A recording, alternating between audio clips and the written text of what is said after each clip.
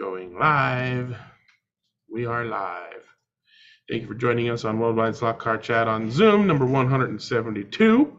I'm your host, Greg Gaub. The gang's all here. We got Phil and Gaza and Jeremy and Don and John and Luff and Big Dan and Jim and Garth and Chuck and Dewan and Mike and other people. Let's talk slot cars. I have some show and tell. Jeremy has some show and tell. Does anybody else have some show and tell? Go ahead and raise your virtual hand or wave your real hand, and I'll try not to forget you. And Jeremy said he didn't want to go first. Mike, do you want to go first? Otherwise, I'll go first. I don't care. Or John. Mike. Apparently, John has something too. You go first. Okay, I'll go first. We're doing it live. Okay, so eagle-eyed viewers are already aware because I uploaded these models to my printables page already, but now there is a hard case shell for the G&S tire grinder. The base plate had to be enlarged in order to accommodate all of the gubbins of the machine, as well as have some hard shell thickness. If you already have a machine or have already printed a machine, everything is compatible. You just have to replace the base plate and then print the hard shell. It is a friction fit between the base plate and the hard shell, which is why there are thumb and finger cutouts there. It holds on pretty good because it's a friction fit. There's zero tolerance. So if your printer tends to over extrude, then you might want to turn your flow down or whatever you need to do. I would not advise shrinking the plate in order to make it bigger, but fit better, but maybe scale up the shell by like 0.1%. So like scale it to 100.1% or something like that. I also found that a teeny little bit of super lube, the stuff that we often use for our bearings and whatnot in 3D printers, works really well to just smear it around the inside edge of the shell, and then it holds nicely but pops in and out a lot easier. One of the reasons it holds on so tightly is because there are minute little layer lines going horizontally on both the base plate and the shell, which kind of create kind of a I guess it creates like kind of a lock, like a lock, Greg? Does it like sort of interlock? It'd be like two knurled things against each other. Right. But yeah, I'll offer that to anybody who wants to buy one for their machine when they order a machine. Yeah, and that's that. Any questions? All right, good to go on that one. And I'll go in with my other share. Oh, just before you go, Greg, what infill did you use on that cover? The cover, I just went with multiple perimeters, so it's basically solid, except for right at the corners where it gets thicker. So maybe there's a little bit of infill in there, but yeah, I made it. I think I made it 3 millimeters shell thickness. Yes. So so if you only have 1 or 2 perimeters, it'll do some kind of minute infill. So I just bumped it up because that saves time and doesn't really add much material to it, and it's nice and hard. Yeah, thanks for that. You print it upside down, so yes, you don't have to do any supporting or anything. Yeah. Okay, so I had another share to share. Here we go.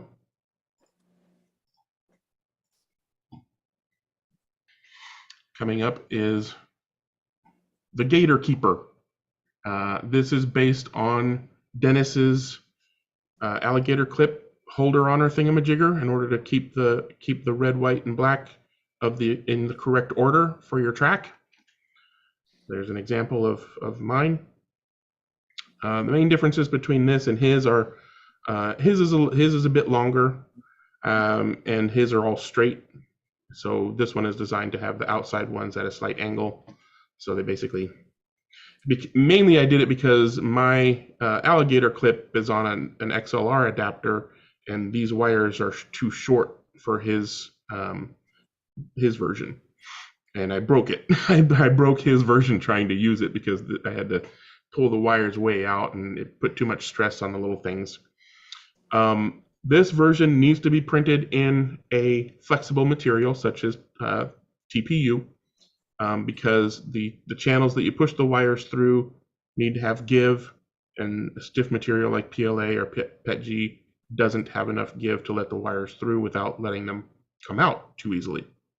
Greg, But was that the material you used? Sorry, was that the material you used to try and do tires at some point? Correct. Yeah. Same material. For tires, obviously, it's a whole different kind of thing.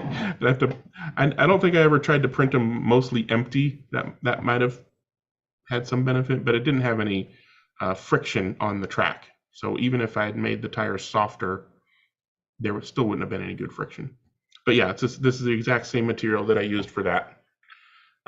This model is already available on printables.com if you want to print your own.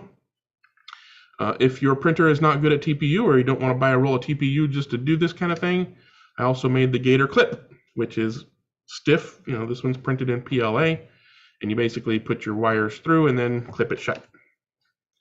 And it holds quite nicely. That is also on printables.com for download and printing. That's pretty much it for those. I'm calling them the G&S because they're inspired by Dennis's design. He gave me permission to share them. He may or may not decide to have me print those for his product for sale, depending on whether he likes it or what the money is compared to what he's currently doing. I'm sure it'll cost the same amount for the customer. Yeah, any questions? All right, quick and easy. Mike, you're next. Let's see, yeah, I don't think I'm muted. No, I'm not. Continuing saga of the ScaleRacing to Polycar. And I sort of decided that my original ones that I used fill to split the piece was not going to cut it, because these are much easier and they're only $20 for a pair. So $20 for each lane changer.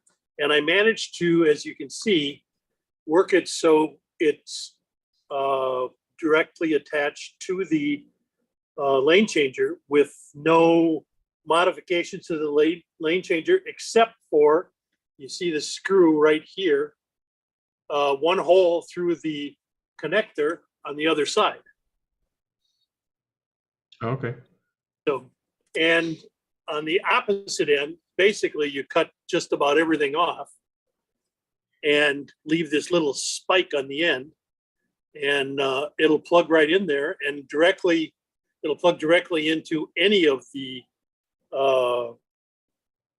Polycar tracks. If you want to put it right before a corner, you can do that.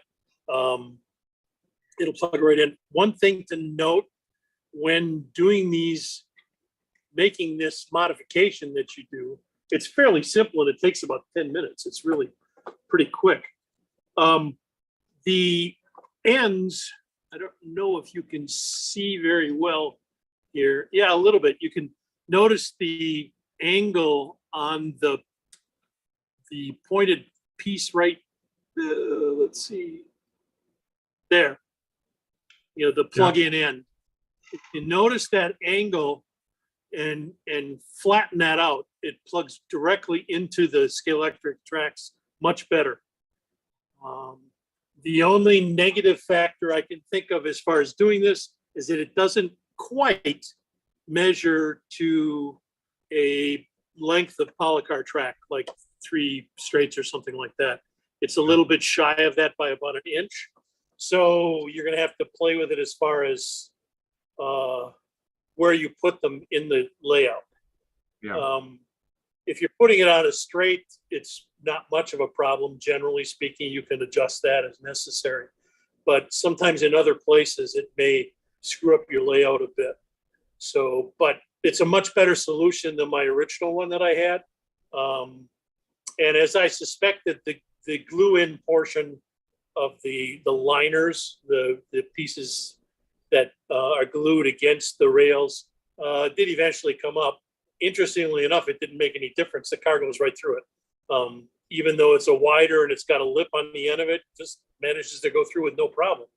So, but this is a much cleaner, easier solution. And it'll be useful for those that want to adapt ScaleRacing lane changers, which are probably going to be, well, it's cheaper than the Professor Motor ones for sure. And it eliminates the extra piece that you would put in for a Ninco to Polycar adapter. So, you know, it shortens it up quite a bit if you want to use it in different places. Otherwise, you're restricted to this, you know, 4.5 foot long piece that can only go on basically on a long straight. And this way it makes it much more versatile in that regard. So if anybody wants to, I'm going to do a little video on it, I think, on my channel and show what's been done. Michael, I think that's a great idea, especially if you have photographs of like your progress. That'd be awesome. Yeah. For sure. Yeah, I think it'll work for a lot of people that are thinking about it. And you know, it'll if you've got a ScaleRacing track already, it'll enable you to use the pit setup for ScaleRacing, which is what I do, is plug the power base into the center straight with the pits in it. And that way I can use the adapters on the outside ends of it, and just make the rest of it Polycar and insert the lane changes where necessary. One thing I don't know is if the Polycar lane changers will be enabled by the power base from ScaleRacing, since that's AC, I believe. So I don't know if it's AC. Well, the ScaleRacing are powered by the track. Yeah. And the Polycar mechanism is 12 volt DC. So I don't know if it'll work. No, it works just fine. The lane changers have a bridge rectifier on them. So they basically take the AC and convert it to DC to run the electronics. It's already there? Yeah. In fact, I power my lane changers from a DC power supply already. And it's no problem. And it's no problem at all. Yeah. So well, I wondered about if anybody has any experience with the oxygen ones, whether they've had any trouble with AC, but that would be a unique problem for this. Yeah, I would not have your oxygen lane changer electronics powered by AC. That would not be good. Yeah, don't do that. So yeah, if you're putting oxygen lane change chips into a track, it needs to be pure DC track, or power them separately like I did. You know. Yeah. We did that a long time ago because those old power bases didn't have enough juice to run lane changers in 6 cars and everything. So that was one of our methods of making it work better, but not necessary anymore. Yeah. But yeah, totally do a video and you know, we'll make sure that people see that. I did talk to Maurizio about the lane changers when I was down in California, and basically, you know, from his side it's done, but the manufacturer that they have a partnership with, the best way to describe it is that they're basically waiting for that manufacturer to be able to run a final production version test piece to confirm that they're ready to roll, and then they'll roll it out. But you know, the manufacturer does other things. I mean, that's, you know, given the vagaries of manufacturing these days, it could be next week, or it could be, you know, 10 months, 12 months down the road. Exactly. So it's not Slotted delaying things. It's Slotted having to wait for that manufacturer to be ready to do things.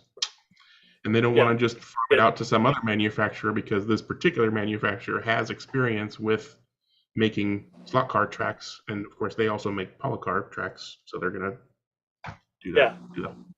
No, that makes sense. It's just, who knows? But at any rate, this enables me to use the track in that way. And I could also, I can use the power base that I've got, either the Arc Pro or the 7024, the advanced power base.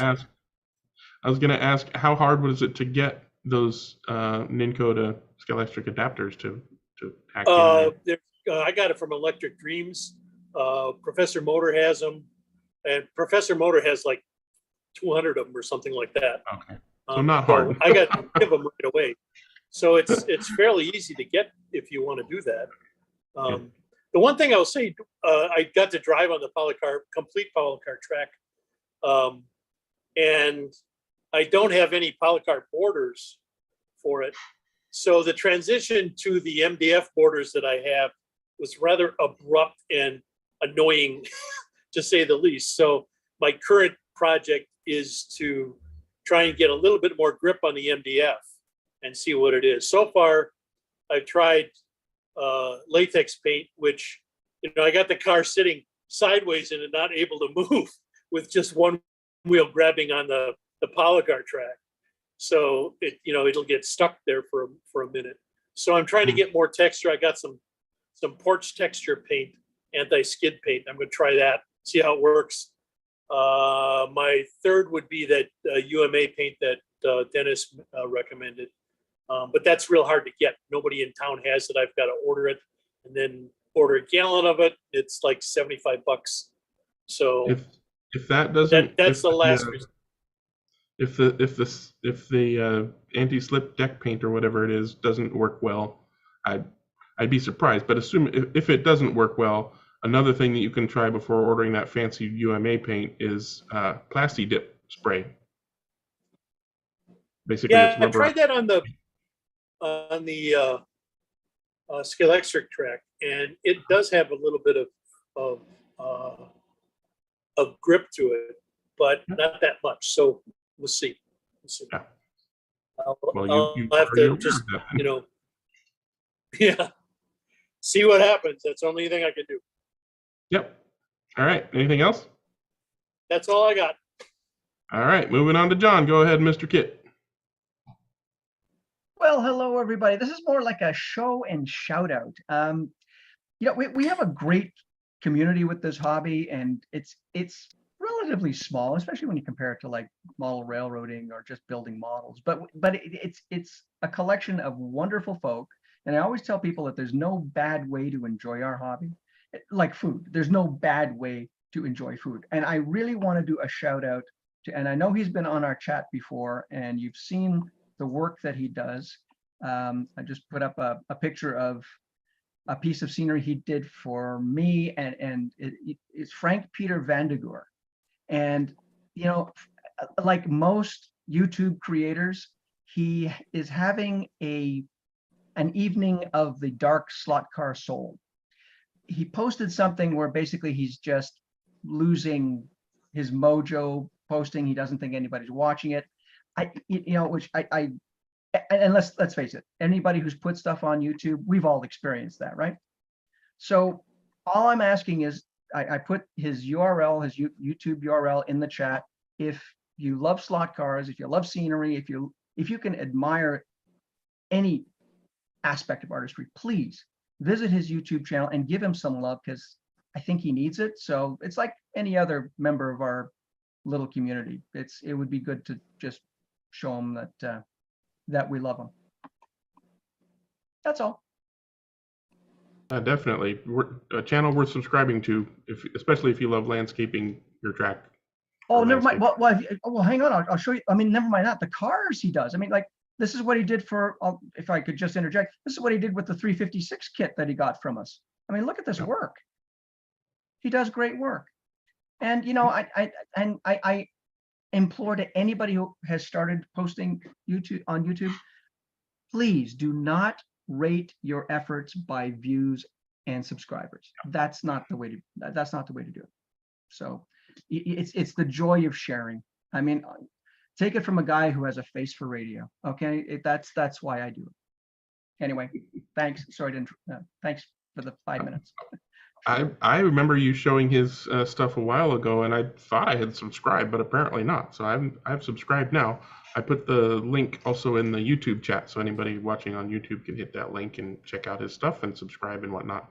So yeah, fantastic reminder. And it sucks that he feels that way. totally understand why he feels that way, but Hey, you're right. we all have No. we all have the evening of the dark slot car soul. We've all been Yep. there. Just it's nice to have a little acknowledgement that, you know what, Yep. yeah, people are watching and what you're doing means something. So thank you. Yep. Yep, for sure. Thank you for sharing that again, John. And it looks like we're ready to move on. Jim, what you got? Well, John, that was a great segue. Absolutely great. Worthy of Ed McMahon, because I'm doing speaking of a face for radio and speaking of landscaping. I went to a friend of mine's house last night, and this is not my track, obviously, but this is one of the nicest tracks I've ever seen in my life. And it's called Roseville Raceway because it's in Roseville, California. And the scenery on this thing is just really, really top notch. Jim, that's hold on, sorry to interrupt. That's HO. Look at the weathering on that. This is HO. Yep. Wow. So the gentleman that did this, his name is Sean Lee. He was down, I don't know if you met him down at Electric Dreams, Greg, or not, but he's a Northern California that's kind of come over to the dark side from HO to 32nd, but he's got a big background in HO. So he's got this track in his house. It's a 5-foot by 16-foot Brad Bowman, fully routed 4-lane HO track. And we had a race last night. The Bay Area guys braved the traffic, came up. 3 of them came up from the San Jose area to Sacramento, about 2.5-hour drive. And we had a great race. But I just want to show you some pictures of the track because that's what I'm going to talk about here on the show and tell. There's the new pit lane. This is new. And so the track has been around for almost a year and a half, almost 2 years with basic landscaping, but he's really expanded it. So now he's got just an awesome looking pit lane with HO cars in it. Here's some detailed shots of the pit lane. And he's got all kinds of animated signs, lit up signs. I'm not going to do a video because it doesn't really play too well here, but that Roseville Raceway rotates. The lights, the lights are functional. They don't actually show you the position of the car. They just kind of go up and down. But he's got animated signs all over the place, that lit up. And so it's just a phenomenal looking racetrack. I love the Martini and Rossi Bridge. And we can take that out for racing because sometimes it's kind of hard to marshal. So that can easily be removed and taken off the track. He's got the markers for braking markers, everything else. So all the little details he's done just extremely well. Basic landscaping again. It's just I don't know how to explain it. It's just a really nicely done track. He's even got, you can see behind the ambulance on the boards that around the perimeter, there's sky there. So it's just nicely done. Well, the other thing, Jim, sorry to interrupt, but I think he's absolutely brilliant that he put real rocks at the apex of the corner and not the exit. Real rocks, yes. If you hit one of those, they're not easy on plastic. So he's got the crane, just put the grandstands in. And like every good racetrack, he's got a podium. Unfortunately, the guy that built the podium put second place below third place, but that's just detail. So he's got a podium, put the cars on. And what track would be complete without a naked lady? So that's at the start finish line. She's flashing all the drivers. And so that's Roseville Raceway. It's just an absolutely spectacular track. He races every other Tuesday night. We actually do qualifying and move up mains on a Tuesday night program. And then we do one class, which he keeps for about 8 to 10 races. And then an IROC. So there's one race with qualifying and then an IROC, and that rounds out the program for the evening. So actually, Jim, I thought that figure was just saluting second place. Yeah, okay. Hey, come on, you're going to demonetize me. And the bad jokes go on. Speaking of monetization, are you done, Jim? No, I got one more thing. As you know, we went down to Electric Dreams. Greg was down there 2 weeks ago, or almost 2 weeks ago. And last weekend was the Monterey Motorsports reunion. So the two biggest events I do were back to back. So I'm just going to show about 4 pictures from there and then I'm done. Laguna Seca, absolutely amazing track. They ran Jim, Group C cars. I don't think this one is replicated. and don't forget, the the Grand Marshal was Ronnie Fellows. He was, yeah. I don't have a picture of him, and he won his race in that 1600 horsepower Corvette. Kind of blew the field away. So I've just got like three pictures of here. This is Zach Brown driving one of his many McLarens that he owns.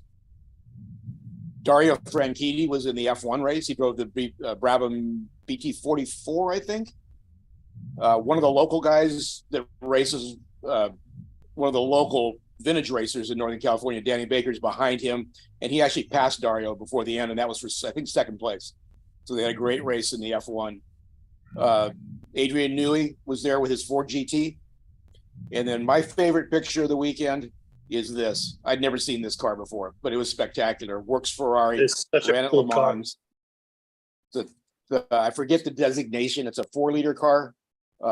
So just absolutely spectacular. And it won its race. There's a Lola T70 behind it. And so that's it for me for now. So between slot cars and I've lost my cursor again. Greg, can you stop my share? Yep. Thank you. So between Electric Dreams and the Monterey reunion and a race last night and 2 races this weekend, I'm burnt out. So I can understand that's that. it for me. Well, thank you very much for sharing all that stuff, Jim. Looking forward to the next time. And as I mentioned earlier, speaking of monetization, finally got another check from Google for the pittance of ad revenue, which means it's time for another giveaway. And this time I was thinking I would give away one of the G&S tire grinders to somebody.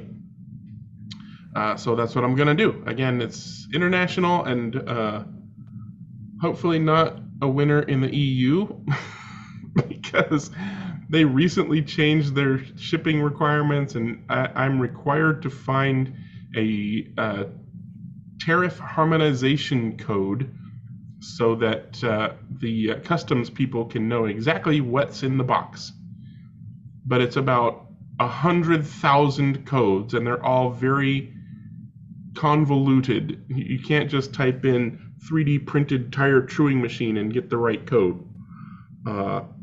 So I've actually stopped shipping to the EU countries until I figure that situation out.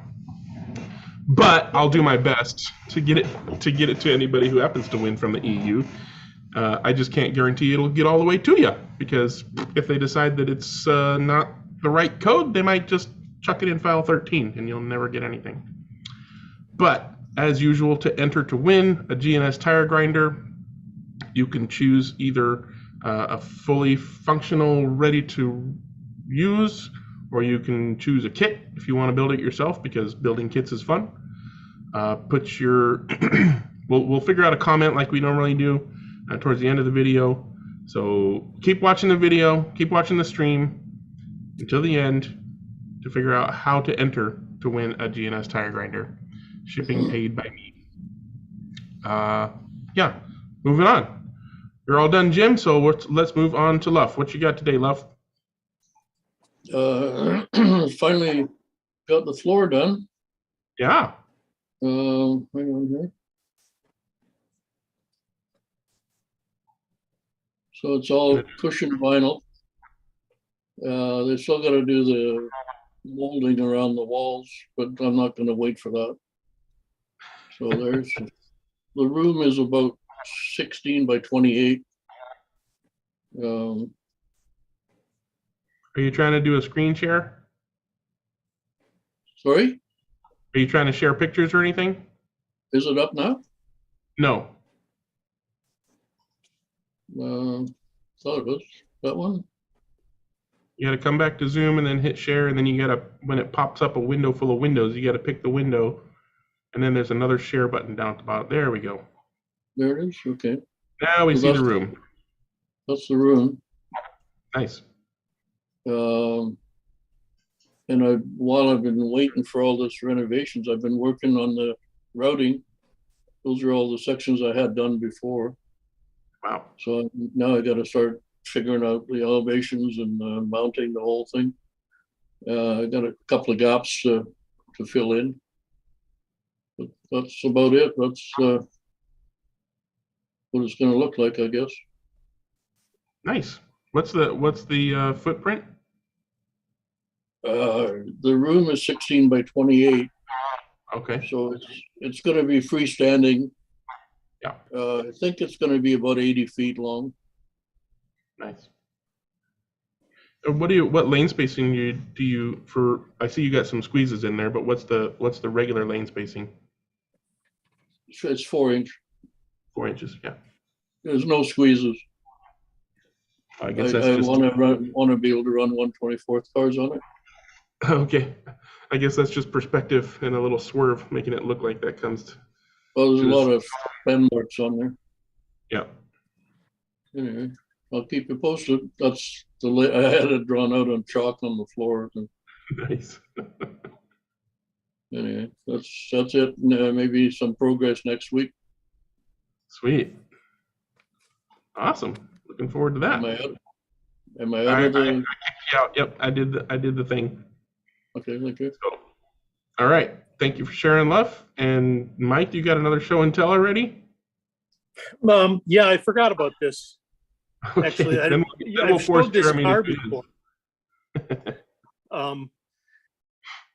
That I've got recently. It's an SCX Mhm. Williams FW07, but it's now Polycar powered. Nice.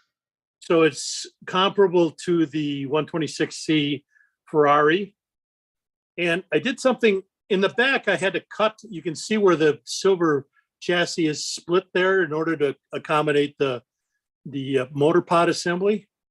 Well, those two pieces were hanging out and there wasn't really any way to hold them down.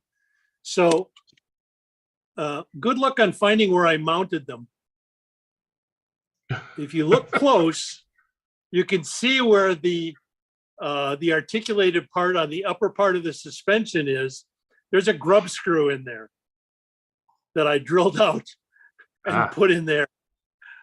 So it holds the body solid, but my feeling is that for most F1 cars, the body float doesn't make a significant amount of difference.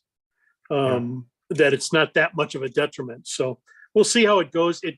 I tried it out, and it's about a couple tenths of a second, within a couple tenths of a second of the 126C. So, and the tires aren't fully in yet. So we'll see what happens. I also if you look there, if you can see the top of the suspension, you see the two little black dots. Those are also grub screws to adjust the height of the front suspension. Mm-hmm. So, and also on the bottom, I did the same. You can see the holes drilled in there, but that front suspension is pretty flimsy and it doesn't stay even. So consequently, I'm gonna build one out of brass and steel piano wire and use that because it's a little bit more solid and stable. See how that goes. I'd like to get a look at one of Chris's front suspensions that he's done on some of his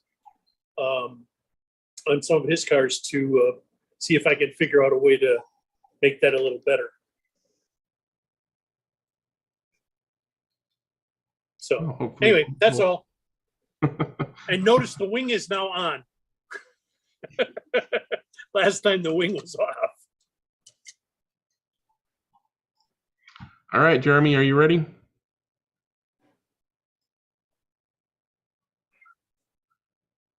Swallow. Mute.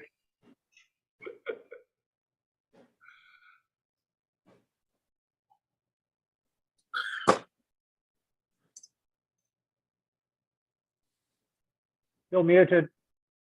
Yeah, you're not muted, but we can't hear you. Okay. Am I good? There you go. Yeah, you're good. Okay. I double muted myself. Even better. You guys should take a break right now. All right. Go to the restroom, come back. So in our club, I'm trying to get Pioneer Legends started for maybe next season. And there's a lot of problems with the Pioneer Legend cars. And the first one that we all agree on is the guides are really bad. And once you replace the guides, you're okay. But there's a lot of different ways to do that. So the first thing I started with was, we've all seen these kind of inserts. I can't remember who made the first one, but I copied his design. And then with the Pioneer, this part is flat. This is down maybe 1.5 millimeters, and then it drops down one more step here to be like 2 millimeters. So if you just put a flat piece on here, you've got a large gap here, and it works. You can use the original Pioneer guide, and it tightens it up. So this car in my hand, this one has that original Pioneer guide, but with just the adapter. It's not bad, but it still is, the shaft of the Pioneer is really sloppy. It still jiggles around. They made them too small. So on the second attempt, what I did was I found, if I just made my own guide, and the guide part right here, instead of resting like on a slot where it rests on the bottom of the chassis, this part of the guide rests on this piece of black plastic here. And it's a lot of friction, I've noticed, but I let one of the guys in the club borrow the car, and he's kind of a wild driver. And like 2 laps around, he snapped the guide. It's bam, came right off. So I was like, okay, that material is not going to work. I went back to the drawing board, and I came up with this design here. And then Friday night we had some more testing, and a different guy who's a bit of a wild driver, 2 laps in, snapped it again. So if you look in my hand here, here's what it looks like when it snaps off. It snaps off right. I don't know if you can see that. Did you do that? Great, thank you. Okay. Yeah, hold on. Yeah, do that. Here. There you go. You Hold that hold up your again. question, John. So it snaps the back of the guide here is where it snaps right at that point. And I was like, Thankfully, I know a guy who's smart in this area named Garth, and I talked to him today. And this is the design I'm using, and you'll notice it just kind of, to get this lip right here to come down, it's just a straight, was it like an L shape? And he suggested that I kind of round off the corner. This one, see, if you can see that, it's kind of a little more rounded there. Yep. It's kind of a scoop out, because that'll give you more material there to less braking.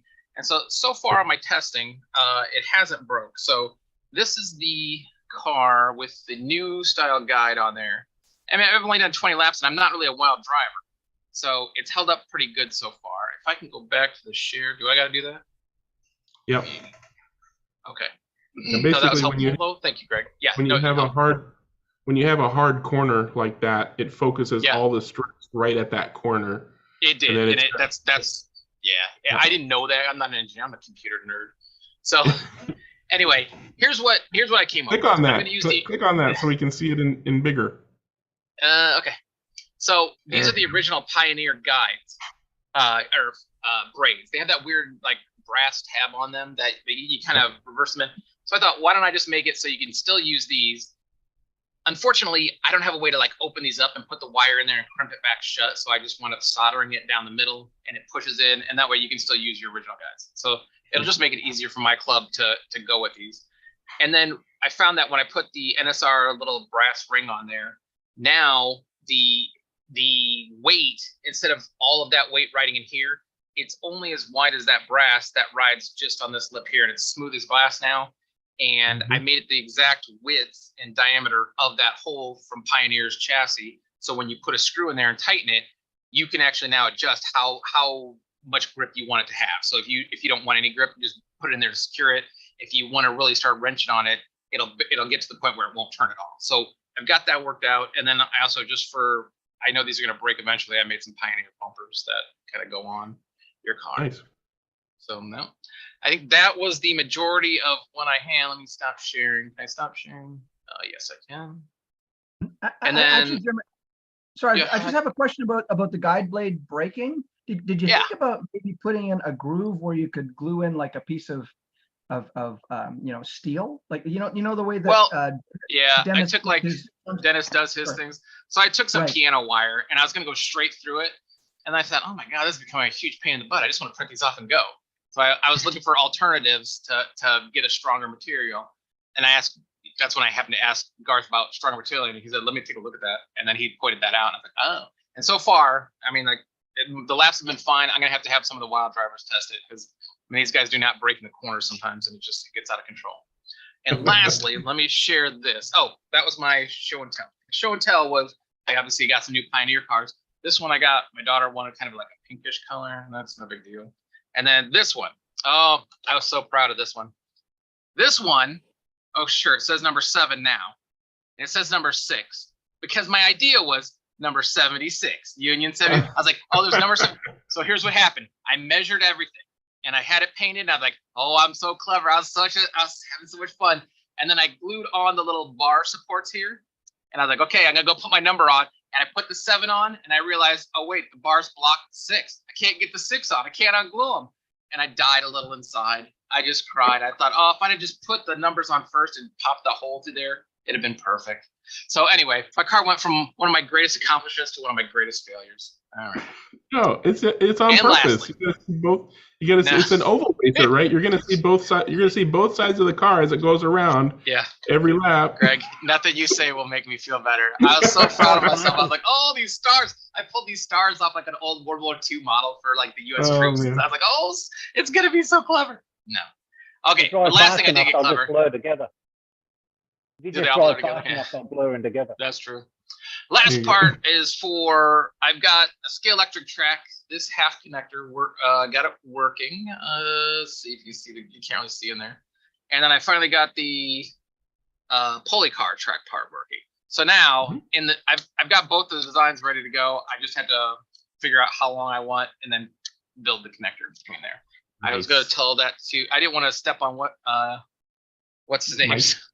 Mike's presentation. I felt bad. I was like, Mike, I got something for you, but all right. So that's all of my stuff. I hope I didn't lose any viewers. Yeah, but you still got to put rails all in right. them, right? Well, see, I'm thinking I would Jeremy- just once I put the piece of plastic over the top of it, I'll just put copper tape over it for now and go copper tape through. That'll be easier. And then if I put power taps from this side to this side, I think that copper tape will give enough power in between. So it should be good to go. I don't know how much of because they're different widths. I didn't know if I should try to smooth that out or just have a quick, sharp, Y shape. Moving out is better. Smoothing out is better. Yeah, yeah. If you want, I can give you the measurement for the length. Hang on. No, Michael. If No. You're thinking I'm thinking like a 6-inch piece is standard, right? Like for what I'm doing. Like, do you have a special piece in mind that you need or something? well, the ones that I got, the Ninco ones, you could use that same length. I was just wondering how long that was. Well, like if I want to, all I gotta do is get past the little tabs on each one, and I mean it can literally be like that short, like a 2 inches of gap there. I don't know. That's not enough. I mean, but the problem is when you're racing, it'll go real fast. Yeah, right. It'll Yeah. go right off the track. Well, Of course, it's going to be roughly 7 I'll make it a inches. crosswalk there and say slow pedestrian crossing. There you go. You got options. Train crossing in. Yeah, something. So that's why I'm close, Michael. I just got to think of the size, and I can only print 12 inches on that 3D printer at the most. So Well, if you could do it in a half straight, a ScaleRacing's half straight, to make it the same Yeah. length as that, yeah, that would be that's great. what I was thinking. I'd probably get that standard straight out and get that done. Yeah. All right, that is all I have. Thank you guys. Oh, thanks. Alrighty, cool stuff from Jeremy. Now that I'm Anybody else? upstaged. Anybody else got any show and tell, or should we move on? Okay, moving on. Club corner time. If you have some past, present, or future racing to talk about, you guys caught a glimpse of this earlier. Oop. Of course, it's not up for me to share. I'll just do my little picture share real quick. I've already posted a video from Monday night's racing. The King of the Hill was my slot at Nationals car. The guys all liked that. And I told them how if they think my car is good, they don't know what good is compared to Jim's and Jockham's and Ian's and whatnot. And then we ran the Revo slot Porsches for IROC, and then we ran our Mosler race, Mosler, whatever. And this is how one of the races ended. We were all in the same lap, and it literally came down to this after, I think, what was our highest lap? 20, no, not 27. Anyways, this was the end of the race, and I had to take a picture of that because, of course. Oh, and by the way, that's me in the front, the orange and blue. So that's my story from Monday Night's Racing. And Mr. Gibkey has something he wants to share. Go ahead, Chuck. I haven't used it for a while. Can you guys hear me okay? You're good, sir. Okay, I'm gonna share my screen. This last weekend, I accepted an invite to join a local church's game night. And I said, okay, this is a good chance to educate the uninformed masses about the joys of slot car racing. So I knew I couldn't take anything very big, so I have been kind of accumulating some, and this is probably going to ostracize me from the 132nd crowd, but some 143rd. 143rd. As I've learned from all of my other exploits, it's not about the scale, it's about what you do with it. And you can have a fantastically running 143rd car just as easily as an HO or 132nd or 124th car. All right. Can you all see this? This is a picture of the TrackMate screen that I set up. I just got that like last week. It was a mad scramble to get everything ready, but I wanted a 4-lane track. And so I put together some Carrera Go stuff with some cars that I had accumulated over the past year or so. And unfortunately, these tracks don't really fit together. It's actually 2 tracks that are side by side. And so this is my first experiment at this. So there's some other things I'm probably going to do. But the kids had a good time. We had a range of from adults down to, I want to say he's like five years old, maybe. And so they had a good time. I've got a short video here in a minute. It's basically a big old elongated figure 8 with the hump in it. That hump caused some issues that they never did quite figure out. The A1 race tower looks pretty real. Yeah. Oh, it's sponsored by Planters there. Nice. Yeah. There's I don't know where that. Oh, I know where that. I had the little piers for the raising the track up, which was very disappointed in the Carrera Go piers. So I'm gonna have to come up with something different. I'd probably do a 3D thing. But I went ahead and I made it all so that it was like modular, because the TrackMate stuff is made for permanent installation underneath a permanent track. And so I came up with a scheme to kind of elevate the track slightly and run wires underneath. And then I've got everything connected together with plug and socket type stuff so that it'll go. What I really need to have, I had one power pack, which is up in the upper left there, that was adjustable, and I need some more of those so I can handle the kids a little bit better. I think ultimately it'd be nice to have one per lane, and then I can, if the kids move around, then I can follow them with the lower voltage so that they don't go crashing off the track at every turn. So. Yeah. Well, Charles, I also have to commend you on getting proper controllers for them too, because that really helps the experience, you know? Yeah, I actually ordered 4 brand new controllers just because I wanted to have everybody have the same controller so nobody would complain that, oh, he's got a better controller than I do. The cars were all odd. There was a couple of cars that were definitely head and shoulders above the rest. And these are all stock cars too. I didn't do anything with them. The problem with that overpass too is I had some Mario Kart cars, but they wouldn't make it underneath the overpass. So I had one that I could take the head off and he'd go under, but that kind of ruined the effect. So I'm gonna have to do something better and get the overpass up a little higher. Let me see if this. Charles, this is something that Leo would love, because Leo is so into 143rd as well. Yeah. This is a good little section right here where these guys were racing really well without throwing the cars out on the floor. And the guy that got me in set up for this and said it was okay, said it really got a lot of comments, a lot of people interested in the way it was computerized and how you could see the lap times and stuff like that. And we kind of used the best lap times for folks to look at and get a way to take the people and get a final slate for running the finals. And so we had one guy, unfortunately it wasn't one of the kids, it was an adult that actually won the final thing. So that's the way it goes, I guess. But anyway, it was fun. It was different. I learned a few things, what I want to do the next time.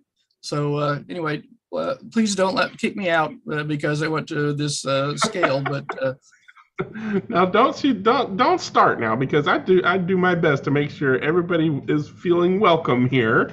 So I want people from 143rd, 124, 132nd, 164 come in and share. I love that, Charles, that you just shared all that, and you went out of your way to go above and beyond with that. With TrackMate and adjustable power and everything. Yeah, fantastic. Way to go, Charles. Yeah. Way to go. That's the way to do it. Yep. Yeah, you did exactly the opposite of what the manufacturers would do, which is why it was so successful. Exactly. Around here, you could pick up used Carrera Go stuff for next to nothing. 132nd is pretty scarce, but their those stuff is all over the place. Apparently, that's what they're really selling a lot of right now. People get tired of them and put them up on the marketplace and the other thing. And you can do a lot of stuff. I don't know how well Carrera supports it with different types of track and different things like they do 133rd, 132nd. But yeah, that's really cool. Charles, if you can get old slotted SCP-1 controllers, they have a speed adjustment. So like for my kids, I set the track at 12 volts, but then the younger kids, they get you turn it down to like 10% speed, 20 as they get better. Yeah. So if you don't want to rewire everything, that's an easy way to do it. Yeah, those adjustable power supplies are pretty inexpensive, though. It's going to be hard to compete with. Right, he's going to do one for each lane or something. Then he said he wanted to do one for each lane. So the ones that I used, nobody really wants them anymore, so you probably get those cheap. The ones I used were pretty cheap, or the one I have, and getting 3 more of them is not going to break the bank. So they're handy. They plug in with the little 2.1 millimeter. Basically, it's a LED light controller, and I used a bunch of those to connect things together. You just have to be real careful. You plug things into the right slot, but it worked okay. And so I'll probably go and get some more of those to handle that part. Good stuff. Thanks for sharing. All righty, Dewan, what you got? Okay. Well, this past weekend, we went to we had a far out slot car club race, and we went over to Eddie Shore's place. And I know you've seen this track already before a few times, but anyway, did a little quick video of the action. We raced two classes. The first one was the slotted Group C. Just coming off of the nationals, so but our rules are completely different. We have completely stock cars, so we couldn't use the cars from the nationals in this event. And this is a little bit of the action. Oops, hold on. I guess I forgot to do it with the with the audio. Let me add that in. Oh, come on, mouse.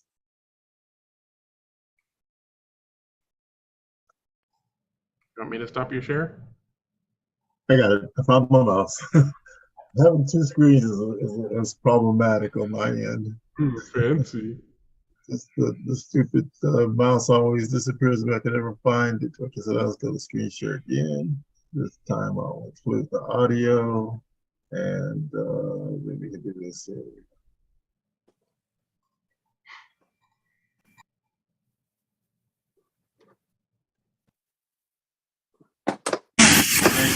Welcome, ladies and gentlemen in Facebook land. This is one of the last heats in our first race on King Mini Bula Raceway.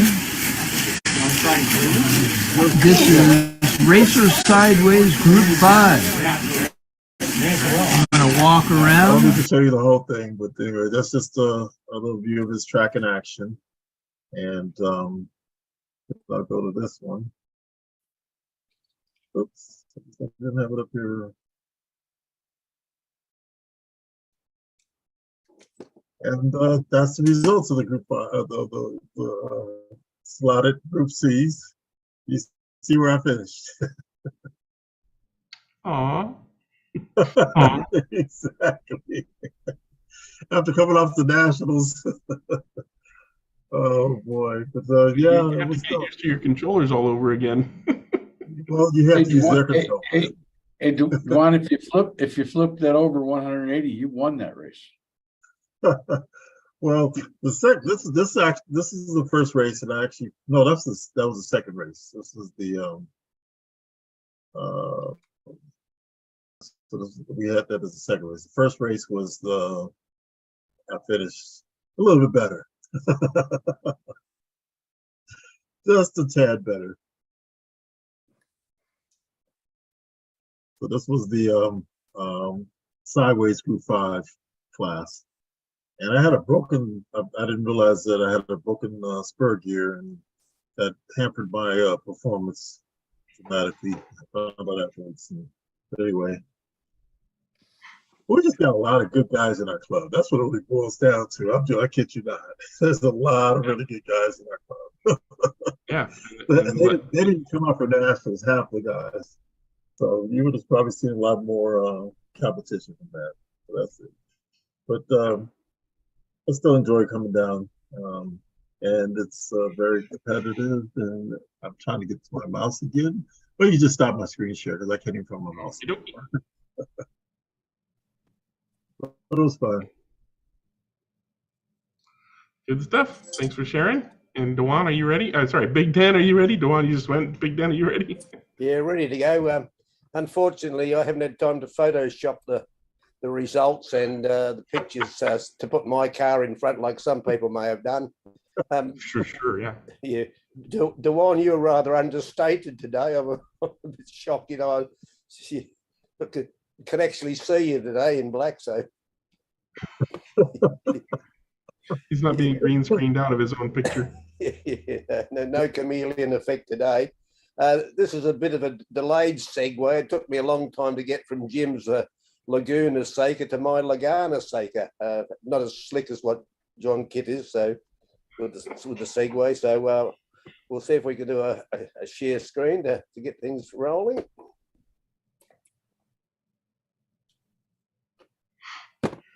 And where it is there.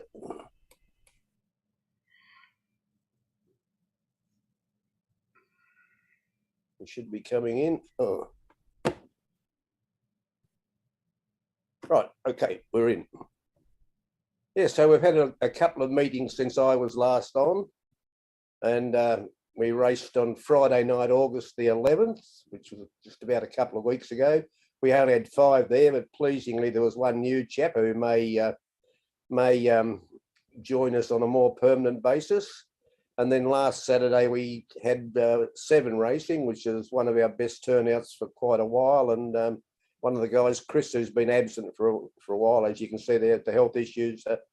I don't know whether we'll invite him back again. He was too successful. He had a win and 2 seconds first up. So we'll just move on to some pictures and results. So I paid that. This is the Friday night earlier in the month. So I managed to get my little BMW into 2nd place there, and yeah, quite all Revo under 2 litre cars there, class 2 by the look of it.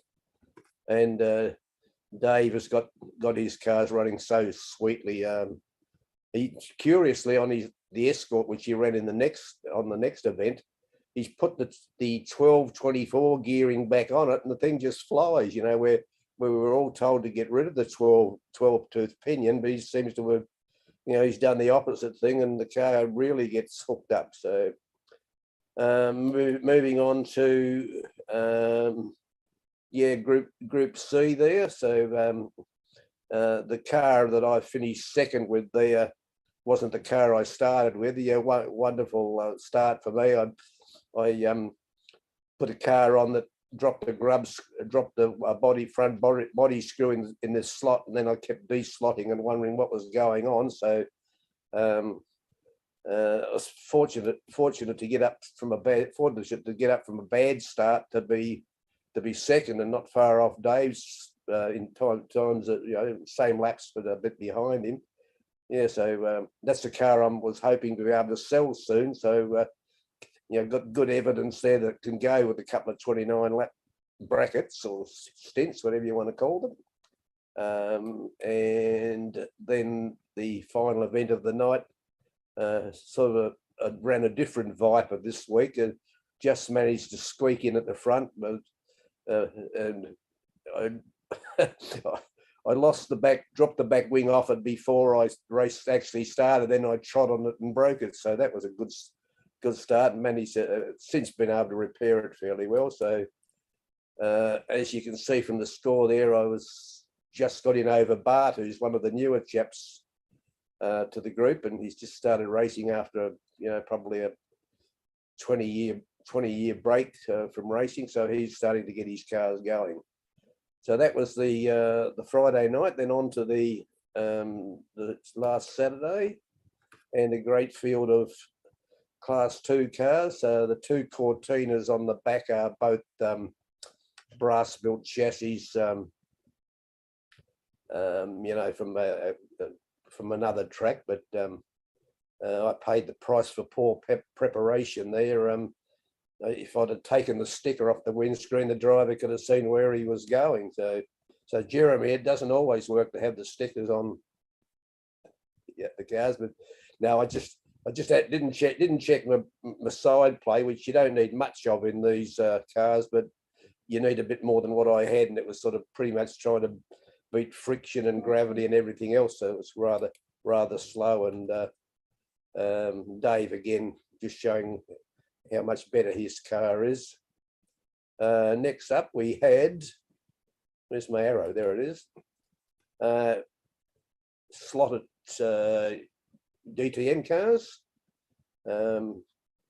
These cars are starting to get more laps with every time we run them. So the scores were, and despite the picture there which shows the Jagermaster car in front, the actual score, Chris actually, he aced Dave by about just about a couple of feet. So again, the scores are improving, and the racing's quite tight. You know, a lot of side-to-side racing with the cars very even. The car that Bart ran was brand new out of the box. I'll just go back to the picture.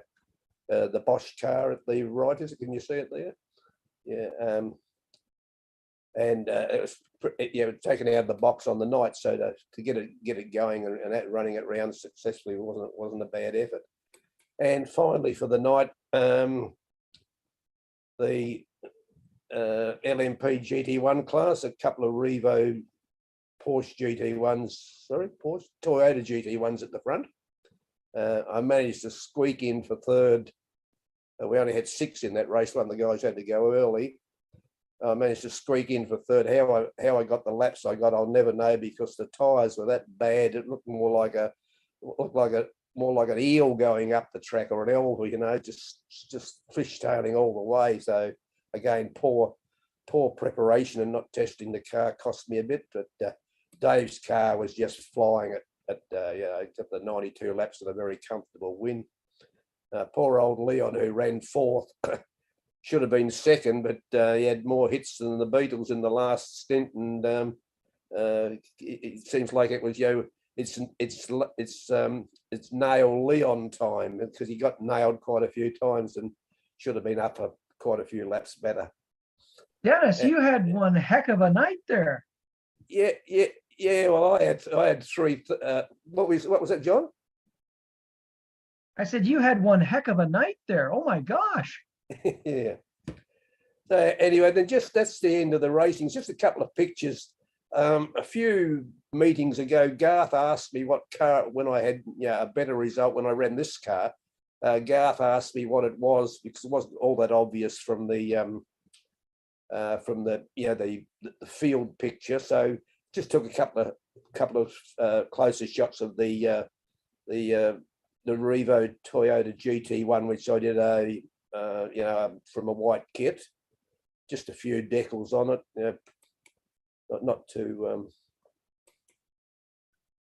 This was like a tribute livery to a car that ran in the IMSA racing back about the 90s, early 90s or something like that. And then to finish up, a few more issues ago, Greg was talking about running Spirit cars, and he was describing this chassis. So this is a Spirit Courage that I have, and I just thought I'd take a picture of this chassis. And as Greg said, this is pretty much like a Cucaracha style.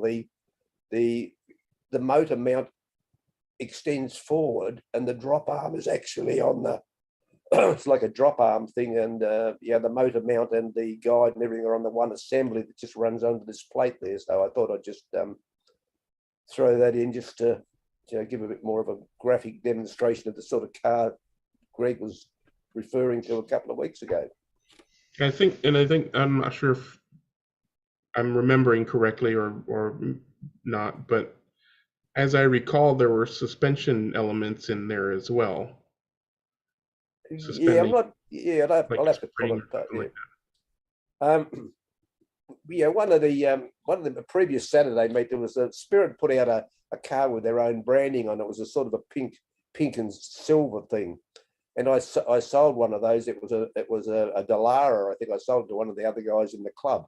And those cars, for their simple design, they can really go. I mean, this car, I'm almost tempted to put a bit more motor in it just to see how quick I can get it going. But it goes as quick as my Revo slot Ferrari 333s. Some people mightn't say that's all that quick, but they do all right. So anyway, I'll stop the share and stop talking, and away we go. All righty, thank you for that. And it looks like Gio's got his hand up. This is the club corner time, but if anybody has anything else, we got plenty of time for all kinds of things. So Gio, if you have show and tell, feel free. Otherwise, whatever you got, go for it. It's club corner. Let's share.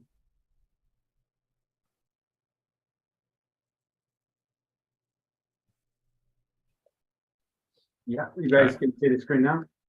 Yep. Can you hear me okay? Because I have a new setup. So it's a little far away, but it's not bad. We can understand you. Okay, that's already something that you guys can understand me. Many people don't. Okay, so last night we had 5 guys racing. So it was Something happened to your share. We're now looking at Women in Leadership Summit. Really, can do that now? Okay, interesting. And you have 9,000 tabs open, just like me. I love that. Yeah, I mean, it's like a storage, right? I keep it like that. Anyway, so okay, so 5 guys showed up. Mike T, new Mike, Alex, Jan, and myself, of course. So these are basically the lineup for the practice session. So I did some work on new Mike car. These are McLaren, and it's a McLaren 720. And the car, I tested it was going pretty okay. So I was hoping that we would have some fun. So after practice, so I got a 588, which is a fake lap time, but this car was going pretty okay. So it was a cold night, so the tires were not gripping up as at least at the beginning as much or as good as they usually do. So the lap times were not that quick. And so this lineup for the qualifying session, and the results were a bit of a dodgy mix because we had a couple of offs at the end of the main straight. So Jan got a 5.46, which is way too fast, and I got also 5.56, which because I came off, it's way too fast. But I think that the lap times were around the 5.7, so we're still like in the front. So these are the lineup for race one. So basically, I gave the Jan got to play the fourth, or second, Alex, New Mike, and Mike T. And Jan basically did a fantastic job. So you really got to zoom in on these, Gio. I mean, I have a big screen now. I can see properly. Yeah, we can't see that. Sorry about that. Thank you. So yeah, so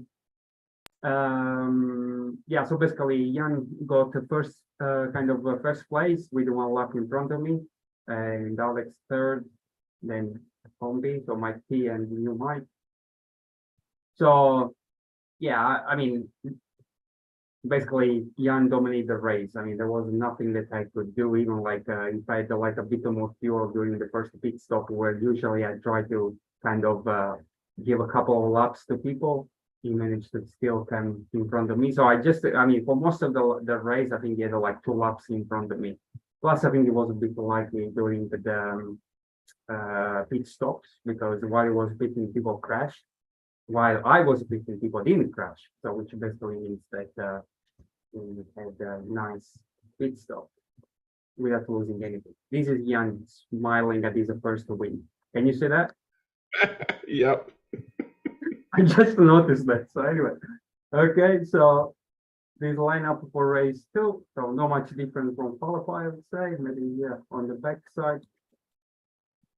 So did I go backwards? Maybe I did go backwards. No, I didn't. Okay, so race 2, similar results. So this time, I think I was doing a better job, and for a while I was in front. But then during the last pit stop, again, Jan had a nice pit stop where basically people crashed and he could repair fuel and stuff. So he came out in front of me with all the advantage that I was completely lost. And yeah, even though, you know, and I mean, his car is going pretty well. I mean, his lap time is very similar. His past lap time very similar with what I'm doing. So just like something like that in the pit stop, this car will make a huge difference. So then semi-darkness, so again, Jan in front and not much change in the back. And again, kind of similar result. So again, I think this time I was kind of, you know, yeah, I wasn't pushing really hard. You can see on the fast lap time, 5.640, which is good for the night. I think it's pretty good and legit as well. But again, I mean, he's bloody luck with the pit stops. Basically, was keep coming. So I think it was a pit stopping at the right time where people like New Mike or Mike T were out of fuel almost, so going to power and coming up, and I was coming after. Plus, so it gave me like a couple of laps without any problem. And even though I keep my damage point in check, I mean, there wasn't nothing that I could do. Last race, in completely darkness. So this time I kind of got over him. So because I was really pushing at the beginning. So I start from the back, or we started from the back, and I managed to squeeze through and then pushing really, really hard. And Jan was trying to catch up with me and crashed a lot of times. So he had like 12 pops. And already like during the first half of the race, it was out of damage point, and he kind of go back to the pit, and then basically his race was over, and Alex took over from me. The funny thing about the lap times, I was like going for a 5.8 was my best lap for almost all the race, actually for all the race until towards the end. I think on these 5 seconds before the end of the race, I managed to squeeze a 5:73, but that was it. Anyway, so yeah, so this is kind of the summary. So we've been not racing a lot these days. I've been very kind of either busy or not many people coming around, but seems that the crew is back, so we should keep going, and maybe next time I should bring out to the group C again, you know, they could do some different racing. So that's all. Alrighty, good stuff. Glad you guys are having a lot of fun down there. I need to. I keep saying it. I need to clean up my garage and get the digital guys back together. Anywho, Mike, did you have any club that you wanted to talk about? I saw you posted a bunch of videos.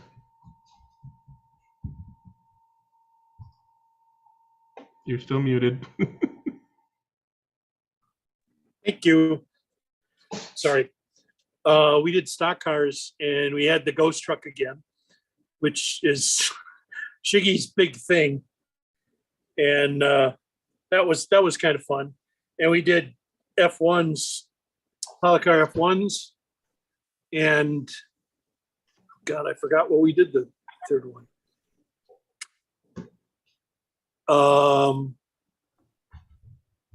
Anyway, Shiggy swept the night.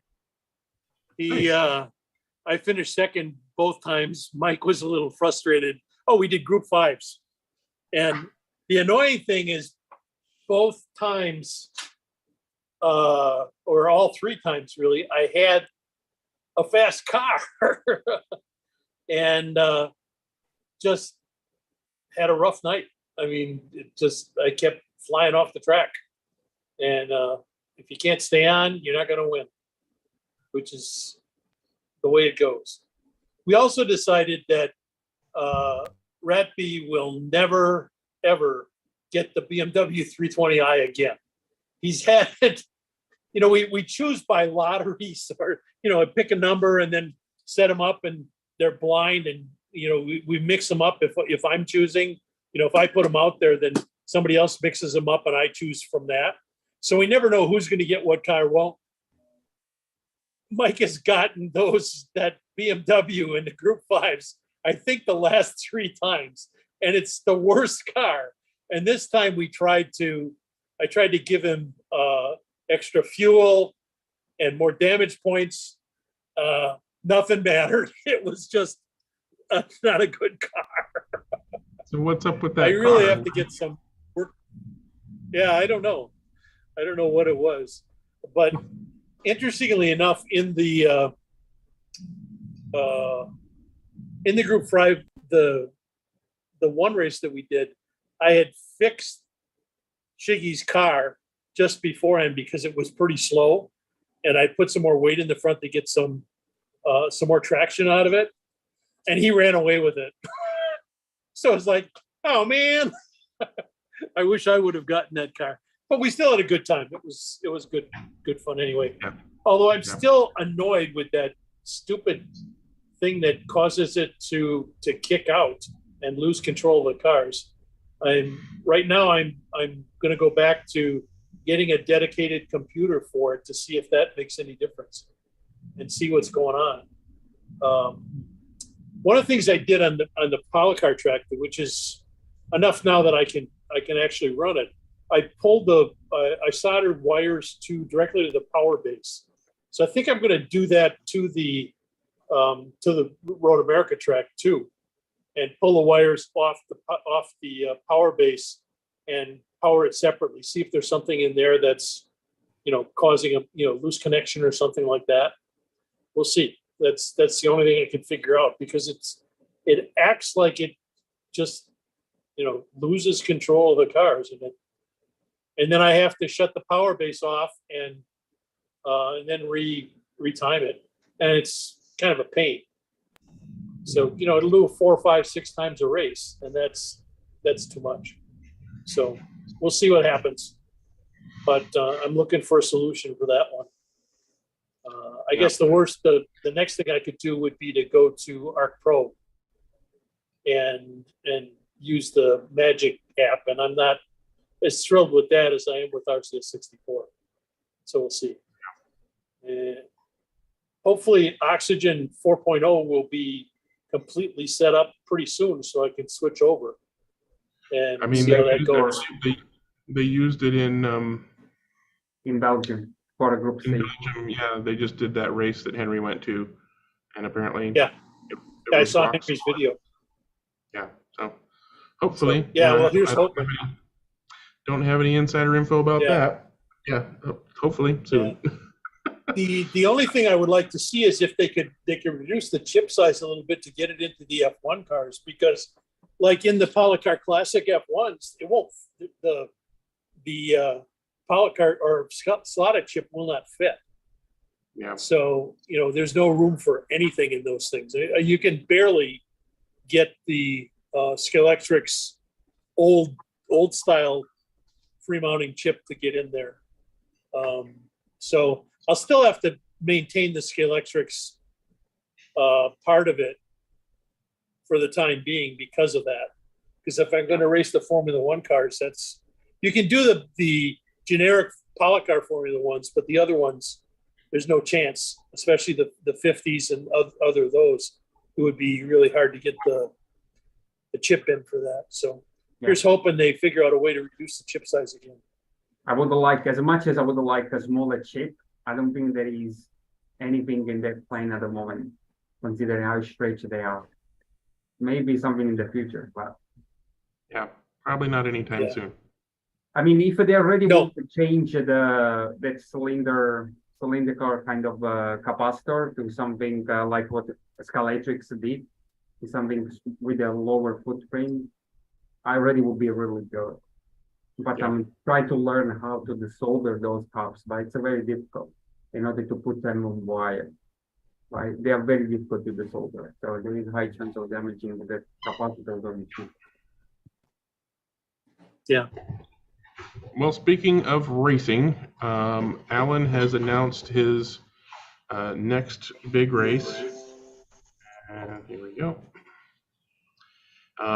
As usual, it's going to be a 24-hour event. However, gosh darn it. Stop it.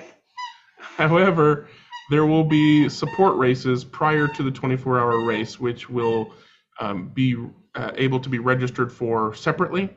Or if you're entering the 24 hours with a team, then your team also gets to participate in the sprint races. So if you want to do some Revo slot sprints, but not a 24-hour race, then you can sign up and come up to Scale Racing Center and do some Revo slot racing with a bunch of other guys and not be forced to do it for 24 hours straight. So I'm going to be participating in that. Thank you, Rocco. So hopefully we can get some more people. I don't think he's posted the rules yet. I'm going to bug him about that to try to get some more info as soon as possible. But knowing Alan, it's probably going to be mostly stock with Scale Auto foam rubber tires of some sort on the back. But don't start setting up a car yet.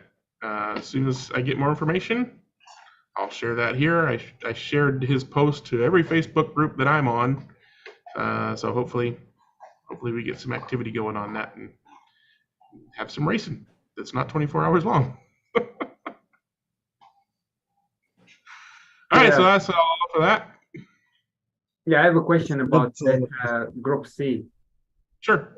So it's like a BRM 124 Group C also included in this race? You know what? He used that BRM Group C car for the poster, but I'm not gonna say that it's gonna be a Group C race. Okay, I thought that basically, the question then was like, are they bringing in all kind of, like they did with the 512 and 917, that they basically are kind of reissuing the cars with the new makeup chassis. So I wish they would.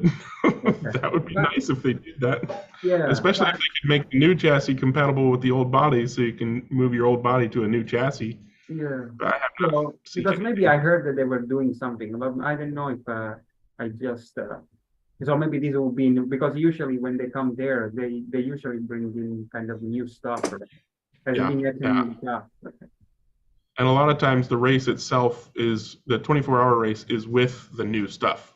Like last year I think it was with the 917s or whatever, and so if they have something new that he'll have, that it'll probably be whatever that new thing is for the 24-hour race, and then people get to put their colors on and whatnot, and then take home a new car. That's pretty common for Allen's 24-hour races. But yeah, I don't know. I only know what's going to happen in November. So mark your calendars, buy your plane tickets. Does he identify when the sprint race will be? Which day? It's basically a 4-day. Let me share that screen again here. Come on. Yeah. But do you know which of the days the sprint race might Yeah, be? it's going to be like the Thursday and Friday, or the Friday and Saturday. It's the main 24-hour event is going to be Saturday to Sunday. So probably the sprints are going to be Thursday, Friday, and then Saturday will be qualifying and teching and whatnot for the 24-hour. That's going to go from Saturday to Sunday. That's my guess. I don't have a timeline. Let me see if he's got any information here.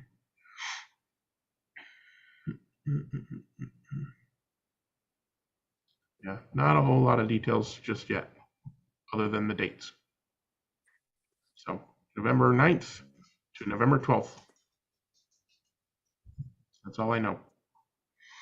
Again, I'm gonna bug him to get more information out as soon as possible, because kind of need more information. All right, and while my dog plays with the squeaky toy, anybody else got anything they want to talk about? As long as it's slot car related, bring it up. Go ahead, Lenny. Have you been on before? Yeah, I was on a few weeks back. Okay. I did an intro. I thought I recognized your name. What you got? I just thought I'd let you know what we do here in Adelaide. I run a little track. Hang on, I'm just trying to work it out to get this thing up.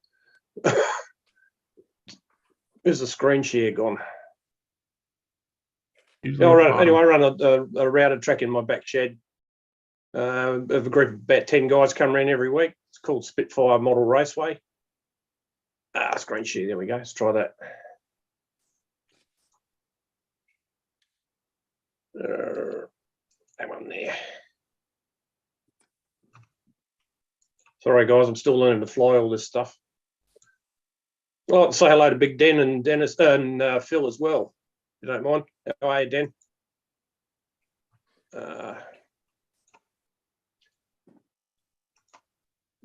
No, it's not working. Yeah, now we see a picture. We can see your track, Alan. Oh, right. Okay. Okay, so that's the track just after construction. It's just before I braided it. So that's that's the eastern end of the track. Now I'm just trying to work it. There we go. Okay, that's it from the other end, from the western end, so to speak. And it's just been braided up, and I've got one of my little Tasman proxy cars sitting on there just for effect. It's 4 lanes, as you can see. It's 26 metres per lap, and plus or minus about 100 mil. There's about 100 mil difference between between the lanes overall. There's an aerial view of it. It's based on a track that I raced on in Adelaide City back in the 1970s, which I think is based on an Engelman roughly. So, but the original track had big bank curves up the nearest end, and it was mainly used for wing car racing. Although we finished up racing Womps on it because the wing car guys walked away for some reason. But yep.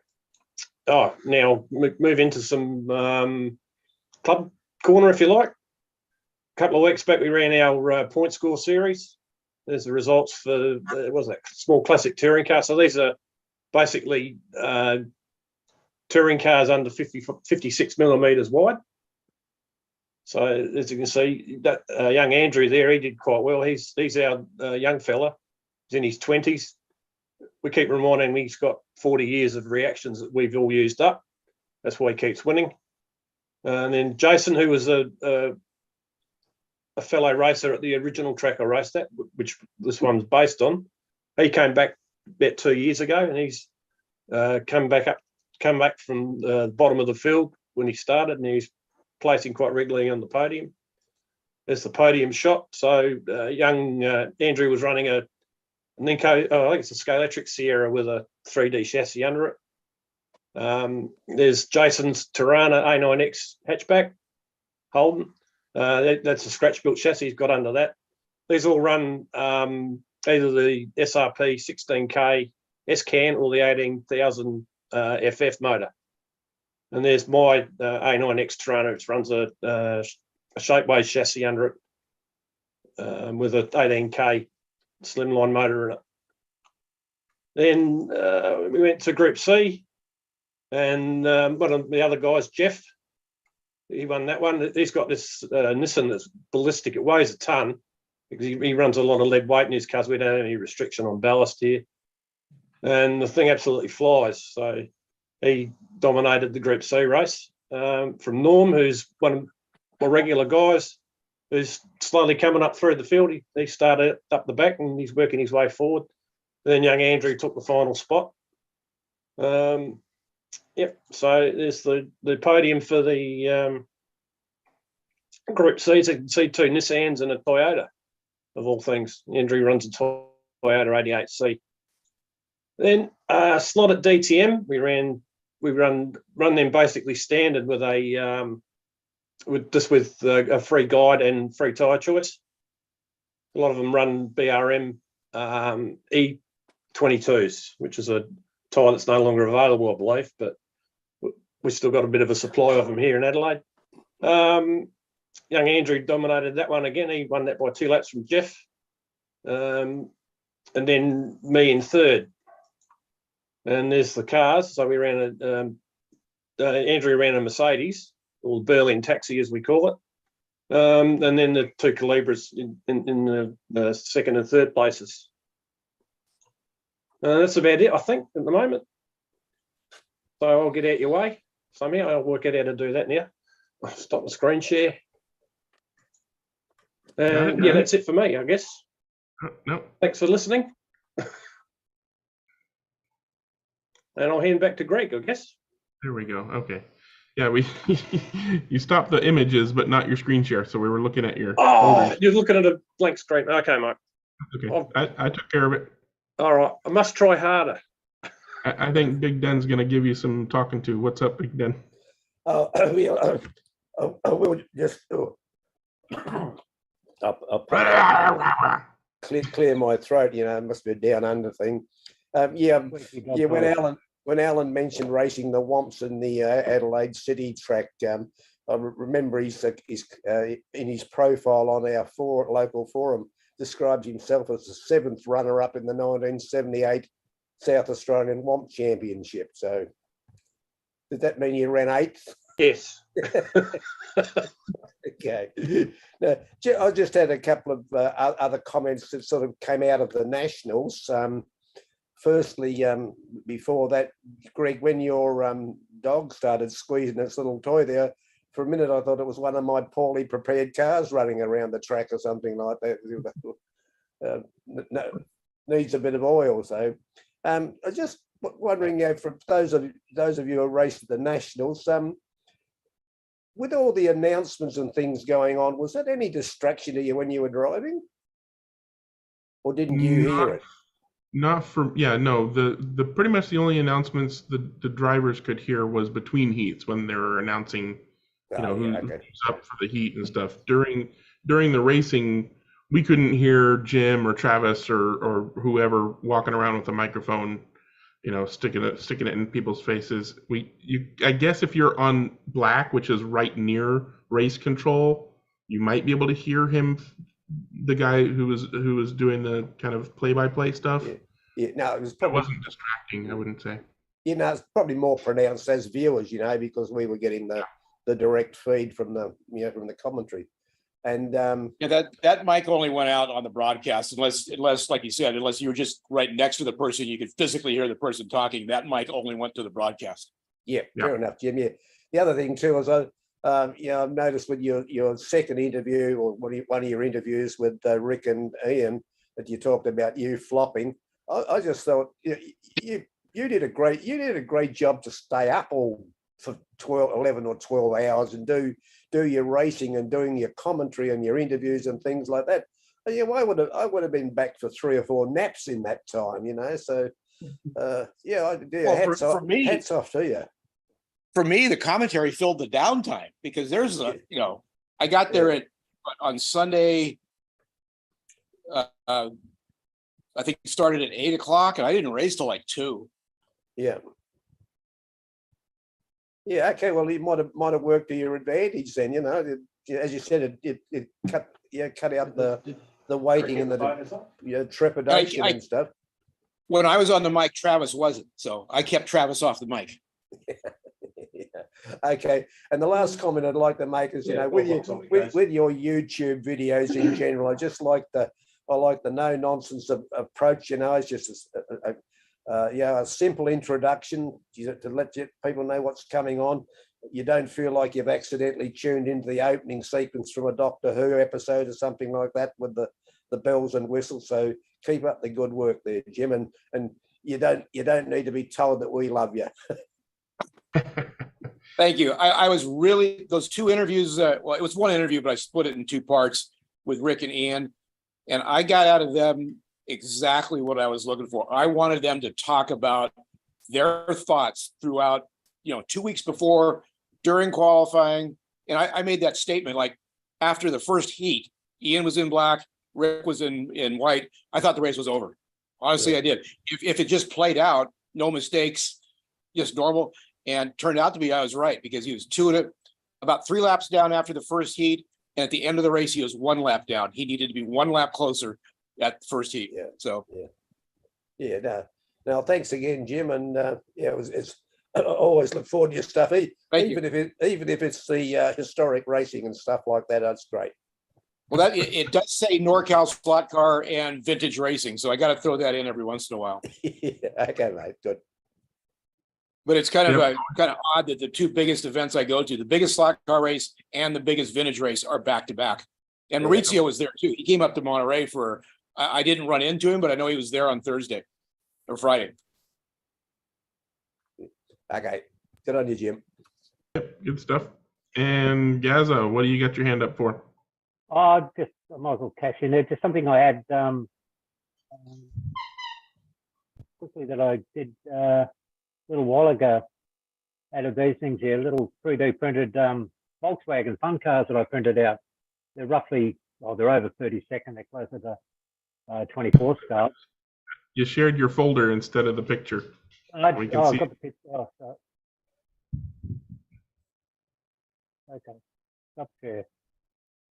I opened the photograph up. Is that? Yep. Is that the photo? Yep. Okay. There you go. All right. So yeah, they're little fun cup cars that I've printed out. Obviously, one's a yellow lane and one's a green lane, so it takes all the confusion out of it. Runs the Product SRS straight underneath it. That's the standard width, so that gives you some. They're about 60 mil, 61, 62 mil wide, so a little bit over the side of the 30 seconds, but they fit on the thing, run around the track quite nicely. And we go with the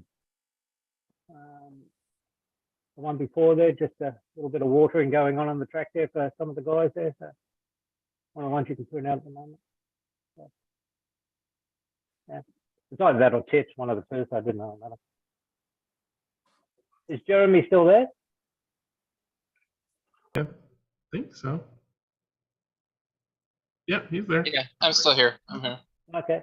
Yeah, I don't know if I put this up before. I printed on the Legends, as far as the Legend cars go. I ended up, if you've got local cars, Mustangs, Corvettes, and all that sort of stuff, I resized them so that they fit out of proportion as the Legend cars, but they fit on top of the Legend chassis. So it's more local feel, if you like. That's a rough version of the printing as it came out. The guards are put on separately. It's very time consuming, but it's very therapeutic anyway, so you can sit there and can't see your print, Gaza. Yeah, it looks like you're sharing something weird again. You got like a half a screen covering up the beat. Pause. Why is it paused? It says it's paused. I'm going to stop your share. Yeah, sorry. You want to try sharing the Legends thing again? Yeah, up the top there, it just came back and said it was paused for some reason. Might be too many. I think the government has redacted it. Oh, it probably has. Is that better? Ah, there it is. Aha. Yeah, there we go. Yeah, so they're the same size as the body's roughly the same size, and you just cut out and put the guards and everything else to suit the wheel arches. The body interior fits straight inside it. No windscreen, so you don't worry about that. But there's a variation on different makes and models and everything else you can put in there. That's pretty cool. Did you share the bodies anywhere? Or? Well, as I said, they're sort of, each one's printed out separately to suit. So there's a lot of shrinking and expanding height and width and everything else. So, and to fit it, so, and you've got to match up the wheel arches so that the chassis fits underneath it. So there's a lot of playing around with it. And half the time it's a little bit out here and there. So you just cut it a bit wider, and the guards that I've put out on it are sort of a universal guard, so that you've got plenty of free play in it. And so you go up fairly high and a lot of putty and filling and everything else. So that's not a complete one unit to print out with the guard. So as I said, there's a lot of therapeutic work involved in it with sanding and filing and gluing and yeah. So spray painting afterwards. Yeah. So yeah. Yeah, that's a lot of fun. I was hoping there were files that I could print, because I think. Well, yeah, I could. I can't even remember. I might have. No, I don't think I saved them as filed. I think I might have. I'll have to dig them out. But see, that's just for a local field. They're Australian-made cars. So you've got Falcons and Commodores and Monaros and things like that you can do. But there's a lot of other makes, models, and things like that. If you want to, there's nothing's worse than turning up at a Legends race there and everyone's got the same car. You've only got 3 to choose from, so your colour scheme, and there's only so many cars you can play, yellow and blue. But then again, Yep. All right, let's figure out how somebody's going to win a G&S tire grinder. Anybody got any ideas for what they should put in their comment in order to enter to win? I'm feeling no creativity right now. I got nothing. I want to win a G&S tire grinder. Where was Wayne? Wireless Where's Where's Wayne? Like, where's Waldo? Yeah, like where's Waldo? Where's Wayne? What were you gonna say, John? I was gonna say, how about feeling tired? Feeling tired. Where's Wayne? Better than going with grinder. Not a hootie. Not a hootie. Or you know what really grinds my tires? When it's not a hootie.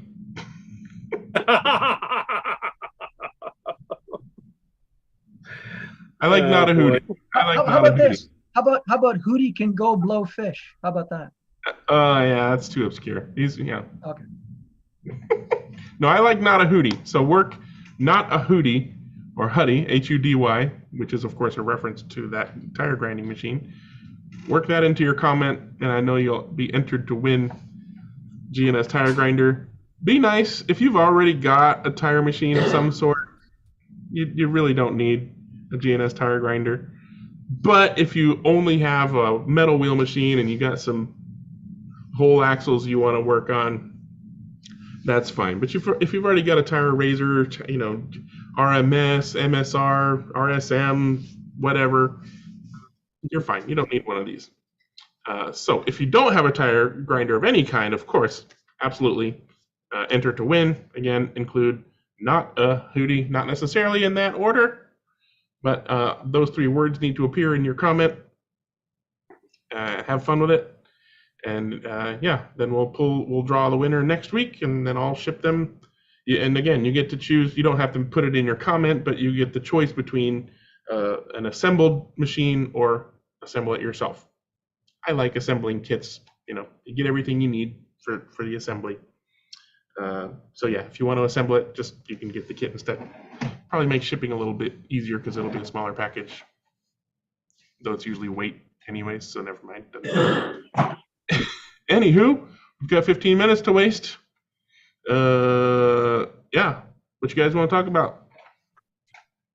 I got Okay, something. Go ahead, Mike. I had to put some power taps in my power car. Contrary to what people think, you do have to put power taps on. I proved that. I ordered some of the Scale Auto clips, SC 10131s, and I'll show you what they look like. How long is your track? So you don't have to solder to stainless steel rails. Yep. So it slides right in there and you can solder to this and you've got good contact. So that's something that I learned off of the forum, and it's a good idea. It works really well. Dewan wants to know what's the total length of your track. Good question. I don't know. So throw a number at it. I would say, if I remember correctly from when it was set up last time, it was roughly 80 feet. Yeah, it was definitely some power taps. You're basically, thank you. You're basically going back and forth along that wall most of 4 times, right? Yeah. Yeah. So 80 something sounds about right. Yeah. Between 80 and 85, I'm pretty sure. But I will measure it. I've changed the little bit in the center section. I went to a straight portion of it, so I could put the lane changer in there and work that out with the pieces that I have, so I didn't have to buy any more track. And also because the infield got really, really touchy. I mean, it was hard enough that with that little bus stop off the center top there, and the other angled corner in the middle of it, it was a tough track to drive, and it didn't have any real flow to it. This is a little better, and we'll see how it goes. So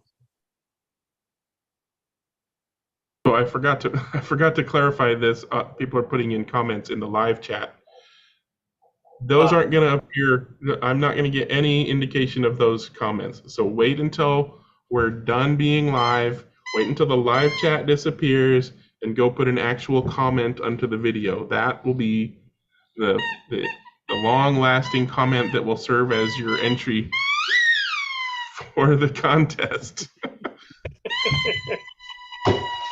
So you can stop putting it in the live comments, everybody. He wants one of those tire trimmers, Greg. All right.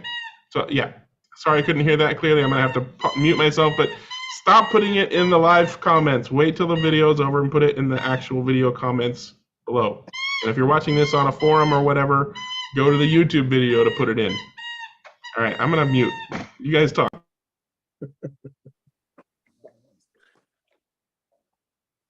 Okay, I've got a topic. What do you guys think of people who have all 3 Pioneer Legends? Is there one that's better than the other? I found which one's easier to tune, but I just want to get some of your guys' opinion on that. Any thoughts? I have no. No. Okay. All right, next topic. Dogs can play with toys. Which did you find the best to tune? I want to hear your input. Well, I found the Chevy. The Chevy is the hardest one to tune because of the way the front. Where camera? The front grill comes down and it touches, and it's got like a spring mechanism that keeps it in there. So when you're trying to build body float, it just won't float because of that thing. I think for me, it was kind of a tie between the Dodge and the Ford. I just happen to get the Ford tuned a little better. I mean, they all use the same chassis. It's just the body. And the Dodge looks a little more aerodynamic, I think, than the Ford. So maybe that's why maybe my mind thinks it's just a little better. But I was just curious. I for certain, the Chevy was harder to tune. Oh, the Dodge also has a weird nose got like the grills are made of metal, and they made them too long on the Dodge, so you got to kind of grind it down the metal to get it to where you can get body rock for it. The Ford everything fit perfectly. So if I was giving it to a new person, I would say start with the Ford, just because it's easier to get going.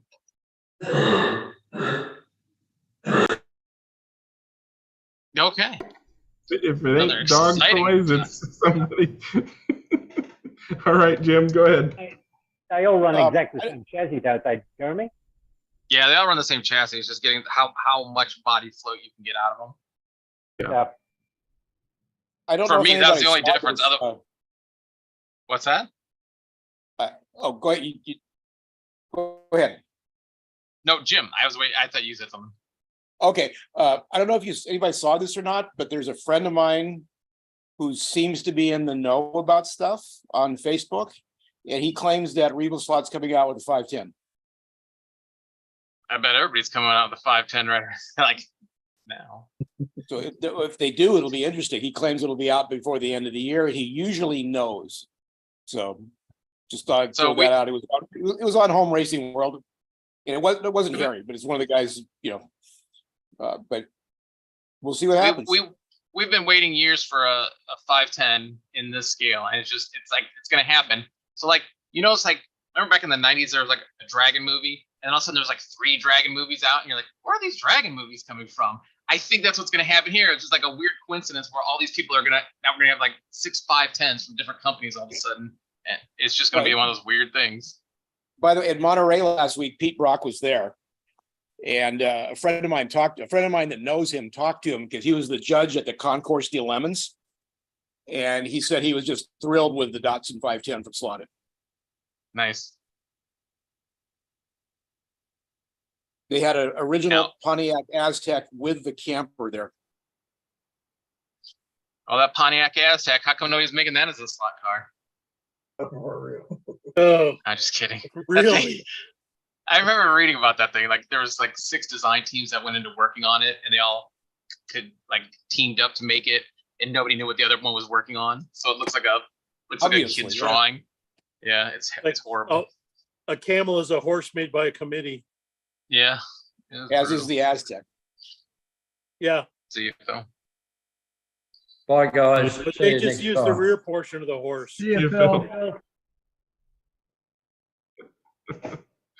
See you, Phil.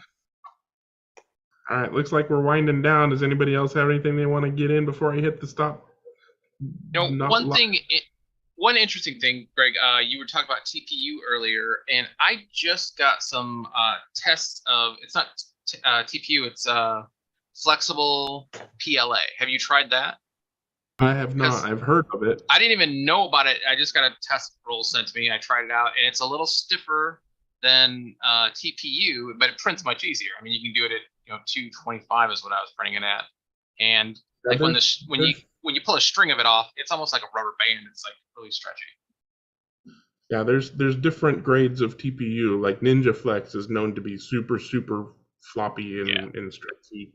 What I have is Sane Smart TPU. I don't know what the Shore rating is, but it's pretty high, so it's relatively hard for TPU. So yeah, it's probably similar in its Shore hardness as the flexible PLA is. It's not terribly hard to print with, but some printers just Yeah, I just know earlier you said printing a TPU is kind of hard. Like you can't get up to 250. Sometimes it's a little harder. But so I was just gonna say, if anybody's out there, try the flexible PLA as an alternative. Absolutely.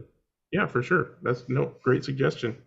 And if somebody has TPU and they're not having a good luck with it, number one tip is reduce your extruder tension, because if it pinches too hard, it won't push correctly, and slow things way down. And if you have a Bowden extruder, probably you need to either put in a smaller internal diameter like Capricorn tubing from your extruder, so that the flexibility doesn't let it wiggle in the tube, or get a direct extruder like Prusa's and modded machines and stuff like that. That usually makes it easier. But yeah, flexible PLA, If the end result is a flexible thing, then yeah, the Gator Keeper as opposed to the Gator Clip probably work just fine. Okay, I see more hands. Jim, are you done? I didn't put your hand down earlier. I'll assume you're done. Dan, you put your hand back up. What's up? Okay.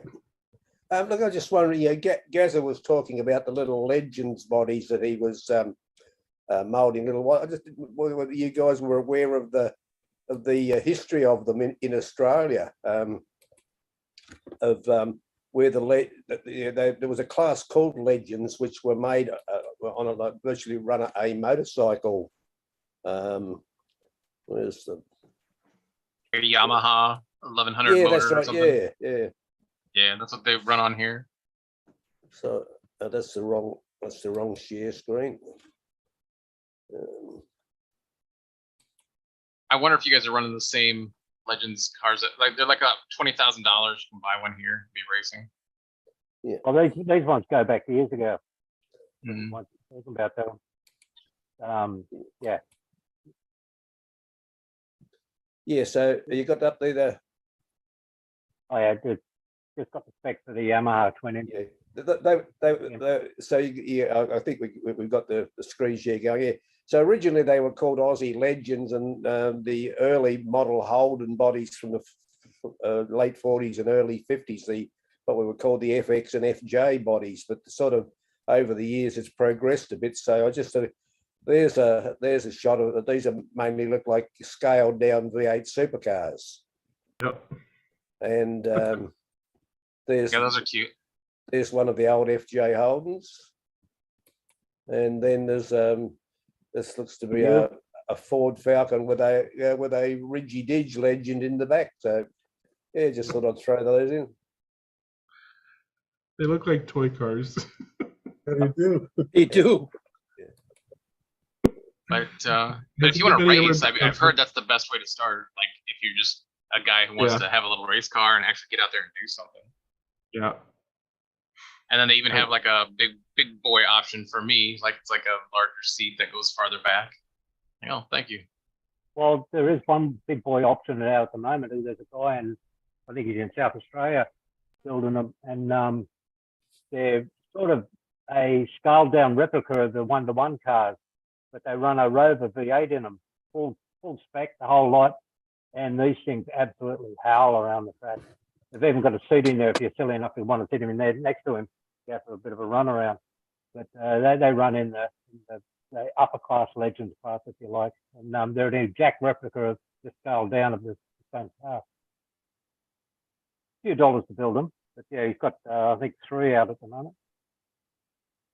The promos. I have to find the link there somewhere. Somebody tell Jules to go ahead and do some of those Aussie Legends. Yeah, that'd be cool. If somebody does talk to Jules, tell him to use whatever the gears he's using in the Legends cars, the 1133 gearing. That mesh is perfect. But when I went and started to build one of the the Ford Trans Am cars, it was back to a dental trail. And I was like, I wish I could swap these gears out, but they don't fit. Ah, well. On that note, we're going to get the end stream. Jules, go fix your cars. Ending stream. Everybody wave bye. See you next week. Yeah.